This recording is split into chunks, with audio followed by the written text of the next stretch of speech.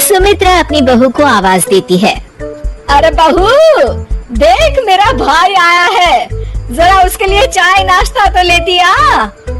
क्या दीदी, चाय नाश्ते से क्या होगा, खाना मंगाओ खाना। अच्छा ठीक है, मंगाती हूँ। तभी सुमित्रा की बहू तारा हाथ में पर्स लिए बाहर आती है। मम्मी जी, मैं मार्केट जा रही हूँ, मेरी सहेलियाँ बाहर मेरा इंतजार कर रही हैं।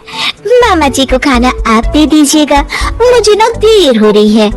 और सुमित्रा वहाँ से चली जाती है। ये देख कल्लूलाल सुमित्रा से कहता है, ये क्या दीदी, तुम्हारी बहू तो बहुत अकड़ू है। कोई बहू अपनी सास से ऐसे बात करती है क्या?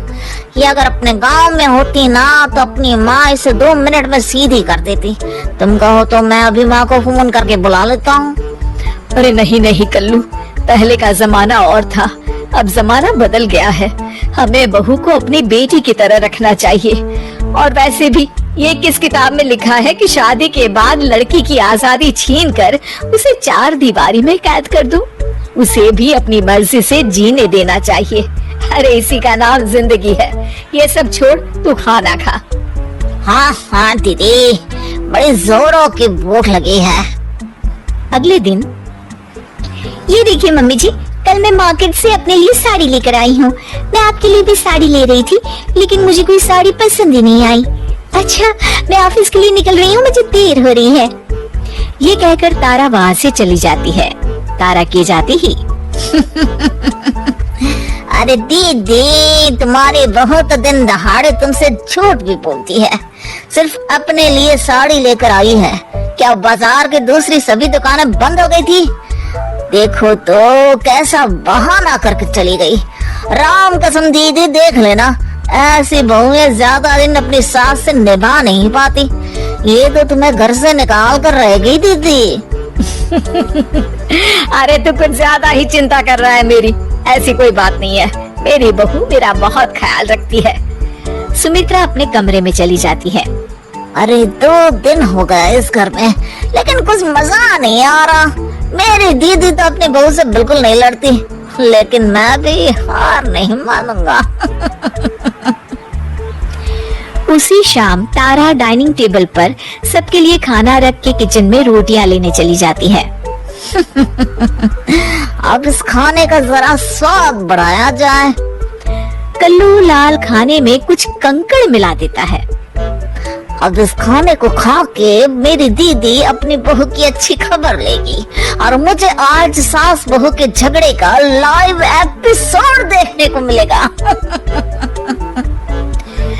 थोड़ी देर के बाद घर के सभी लोग खाना खाने लगते हैं। ओह, मेरे खाने में कंकड़ आ गया। अरे बहू, आज तुमने कैसा खाना बनाया है?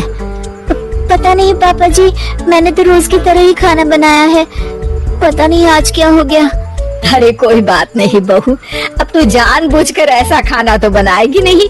मैं तो कहती हूँ इसी बहाने आज बाहर से खाना मंगवा लेते हैं। बहू, क्या कहते हैं उसे जो घर खाना पहुँचाते हैं? जुर्माटो? जुर्माटो नहीं मम्मी जी, जोमेटो। मैं अभी खाना ऑर्डर कर देती हूँ। अपनी दाल गलती ना देख कल्लूलाल का चेहरा लटक जाता है।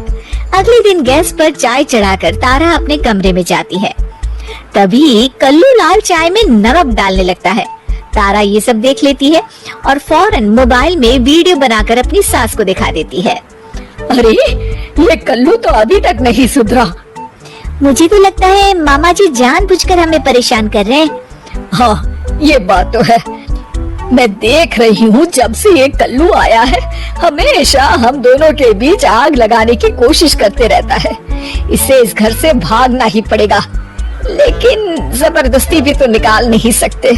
आखिर भाई है मेरा। आप चिंता मत करिए माँ जी, मेरे पास एक बहुत बढ़िया आइडिया है। अगले दिन सुबह सुबह दोनों सास बहू आपस में लड़ने लगती हैं और तारा बैग उठाकर अपने मायके चली जाती है। ये देख कल्लूलाल खुशी से नाचने लगता है, लेकिन जिस तरह बिना पेट्रोल के गाड़ी नहीं चलती, ठीक उसी तरह बिना बहू के घर भी नहीं चल सकता। अरे कल्लू, देखता नहीं हॉल में कितनी धूल जमी है? बहू तो है नहीं घर में, इसलिए तू हॉल में पोछा लगा दे। कल्लू लाल हिचकिचाते हुए कहता है, जीजा जी, अब मैं हॉल में पोछा लगाते हुए अच्छा लगूंगा क्या? अरे तुझे किस बात के शक? लल्लू लाल की दुकान पर दिन भर झूठे बर्तन धोता था, भूल गया क्या? चल फटाफट हॉल को चमका दे। मजबूरी में कल्लू लाल को फर्श पर पोछा लगाना पड़ता है। अगले दिन, अरे सुन कल्लू। जी दीदी। देख कल्लू, खाना बनाने के लिए बहू तो है नहीं घर में, इसलिए हमें बाहर से खाना मंगा कर खाना पड़ेगा।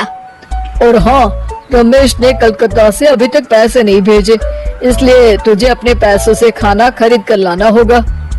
कल्लू लाल जोश में आकर हाँ तो कर देता है, लेकिन कुछ दिनों बाद, अरे ये क्या, मेरे इतने सारे पैसे खर्च हो गए, ऊपर से मैं इस घर का रामू काका बन गया हूँ।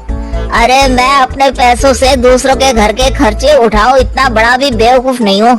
इससे अच्छा तो मैं फिर से लल्लू लाल की यहाँ जलेबियाँ तल के 4 पैसे ही कमा लूं। मैं कल ही बस पकड़कर अपने गांव चला जाऊंगा। अगले दिन ठीक ऐसा ही होता है। कल्लू लाल बस पकड़कर सीधा अपने गांव निकल जाता है और उसके जाते ही तारा वापस आ जाती है और सभी मजे से रहने लगते हैं।